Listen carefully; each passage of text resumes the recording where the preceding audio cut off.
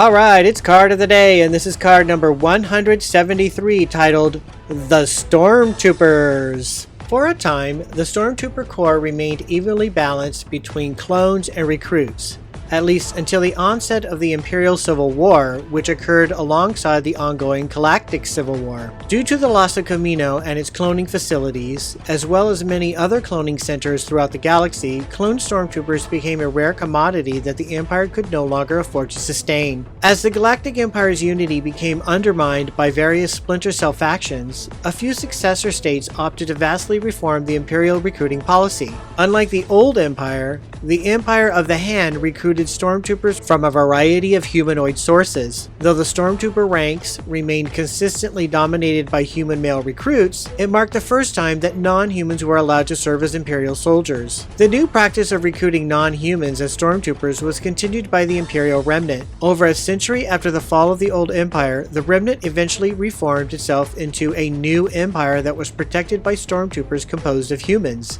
near-humans, humanoids, and even aliens that hardly even resembled the human anatomy standards. Non-human Stormtroopers were not only the new additions to the Empire's resurgent army, however, human females became more common within the Stormtrooper ranks by 130 ABY. At some point in the Fel-controlled Empire's history, the Imperial Army adopted a relatively new tradition of recruiting the sons and daughters born in the camp. All children born to Stormtroopers, either during or after service, were encouraged to enlist in the army, making soldiering an hereditary career. Since they were not legally forced to follow in their parents' example, an incentive was added to the unofficial policy through the continuity of service, which allowed new troopers to serve in the same unit as their parents. Another recruiting tool that the Empire utilized was the Imperial Mission. As part of Imperial Head of State, Jagged Fell's strategy to alter the common view of the Empire as an oppressive, warmongering force, the mission was created to spread Imperial influence through peaceful methods, such as providing aid to worlds that were ravaged by the Yuuzhan Vong. However, the mission also served as a pool of potential recruits. Whether they were grateful for Imperial assistance or simply had nothing better to do, those who were eligible for service could become enlisted troopers through the mission. Jess Jistang, a native of Corellia, became a Stormtrooper through the Imperial mission. As far as Jistang was concerned, the life of a soldier was better than remaining on her homeworld or any of the other alternative paths that she could have taken. That's it for now. More information on the next Stormtrooper card.